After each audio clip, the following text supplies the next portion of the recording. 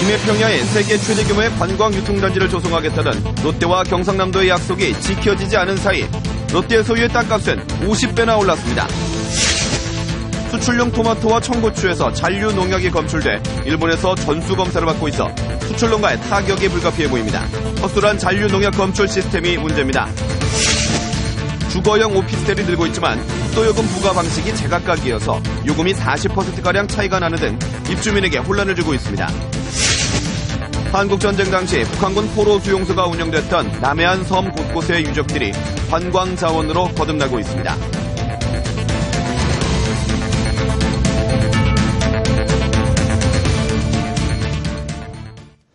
안녕하십니까. 이어서 경남 소식입니다.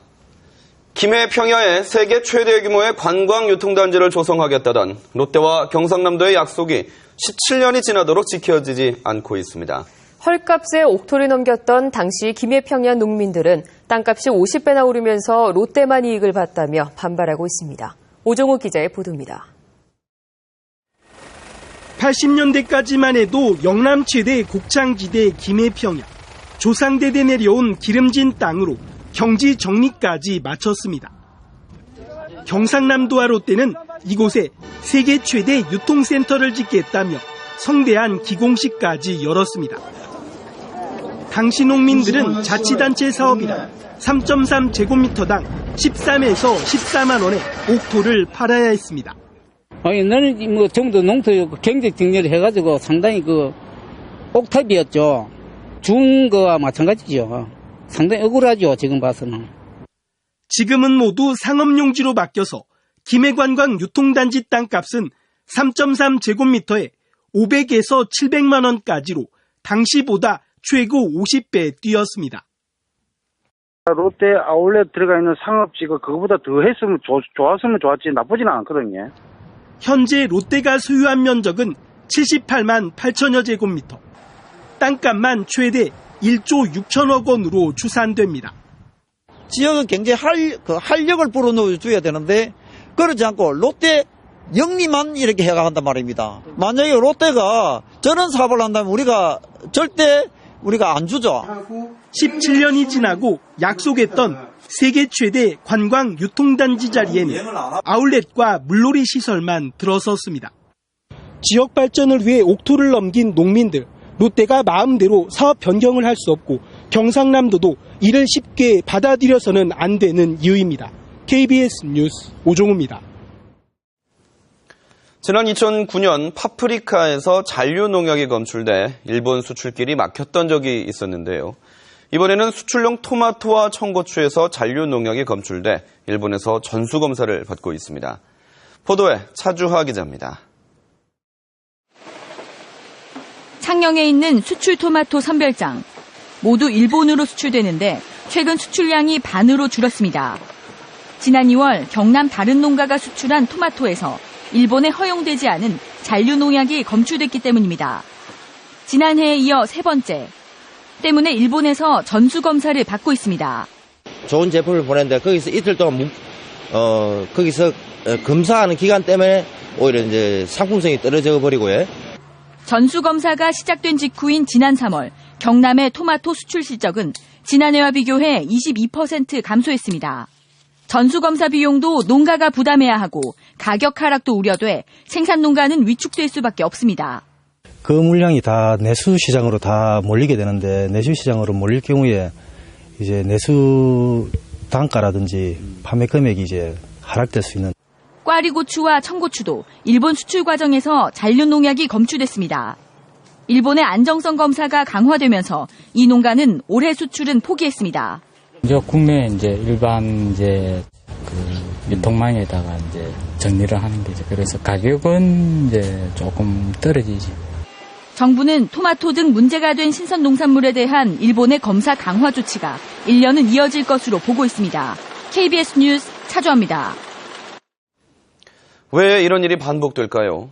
국내 수출용 농산물에 대한 잔류농약 검출 시스템이 허술하기 짝이 없기 때문입니다.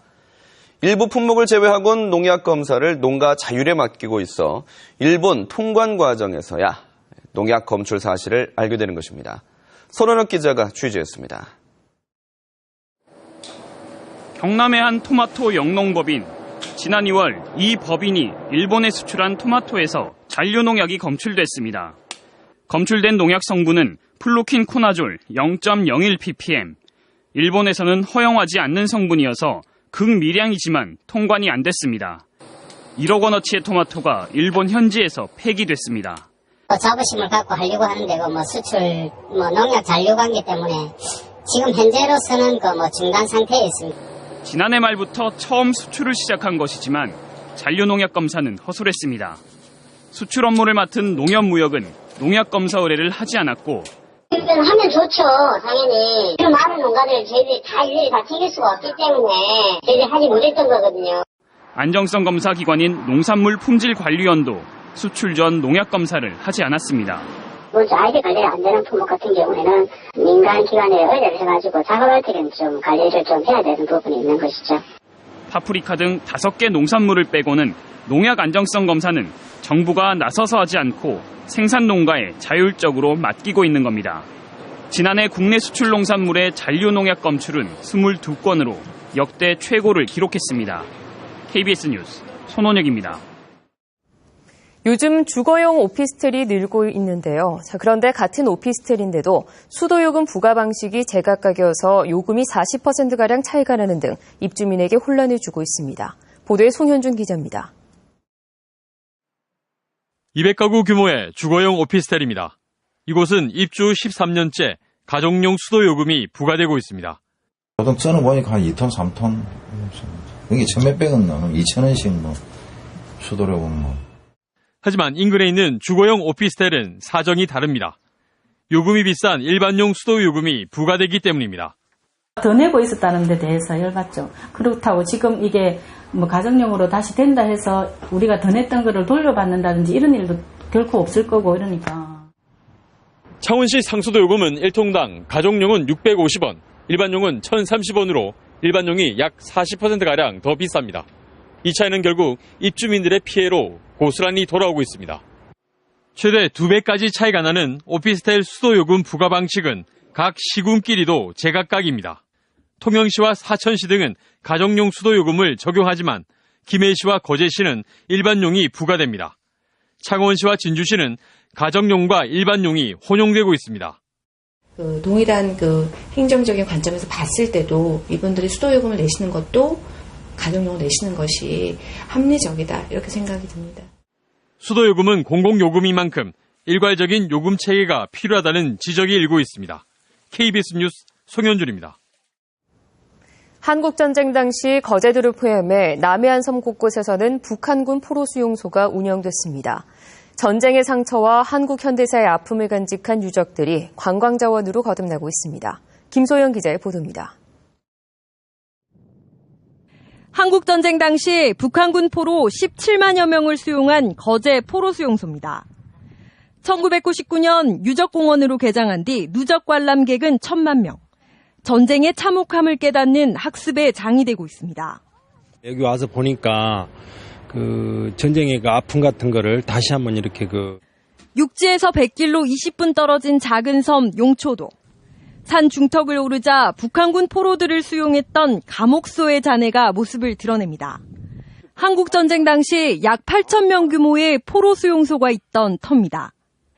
감옥 옆에는 지름 10m, 깊이 5m의 거대한 웅덩이도 남아 있습니다. 당시 포로들이 식수를 끌어다 쓰던 집수정입니다. 1950년대 포로 수용소가 운영될 당시 설치됐던 표지석입니다. 숲을 속에 가려져 방치돼 오다 2년 전 한 주민에 의해 우연히 발견됐습니다. 통영시는 최근 한산면 일대의 포로 수용소를 복원하기 위한 학술 용역을 발주했습니다. 잊혀져가는 전쟁의 역사를 재조명해 관광 자원으로 활용한다는 계획입니다. 지표 조사를 통해서 그 당시의 시설물의 규모라든지 현대사의 비극을 되새기기 위해 포로 수용소가 관광 자원으로 부활하고 있습니다. KBS 뉴스 김소영입니다.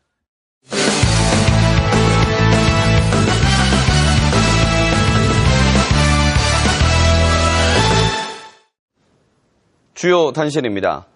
남해안 배타적 경제수역 2지에서 수자원공사가 바닷물의 채취 연장을 추진해 어민들이 반발하고 있습니다. 수자원공사는 7년으로 정해져 올해 8월에 끝나는 남해안 2지 바닷물의 채취 기간을 2020년 8월까지 5년 연장하고 채취량도 기존의 2배로 늘리는 안을 추진하고 있습니다.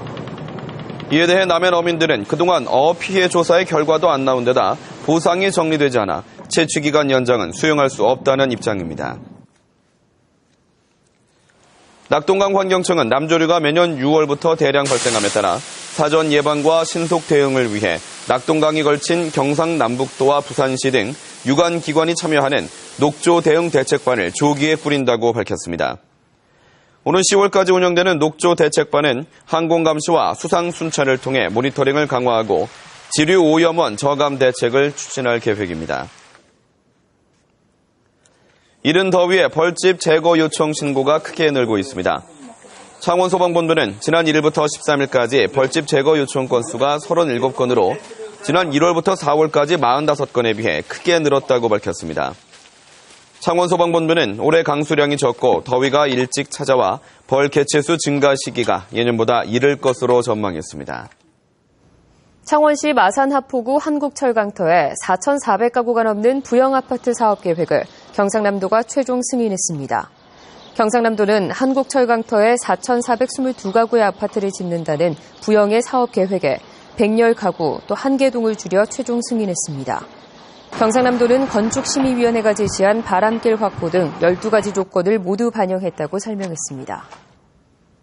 경남도의회가 자금 사정으로 어려움을 겪는 통영 성동조선의 경영자금을 촉구하는 정부 건의안을 채택했습니다. 도의회는 건의안에서 성동조선이 도산하면 협력사 60여 개가 줄줄이 도산해 근로자 2만 4천여 명이 일자리를 잃게 된다며 자금 지원을 촉구했습니다. 간호인력이 집단 사표를 낸 밀양의 한 병원에서 진폐증 환자 178명 가운데 9명이 다른 병원으로 이송됐습니다. 경남 소식이었습니다.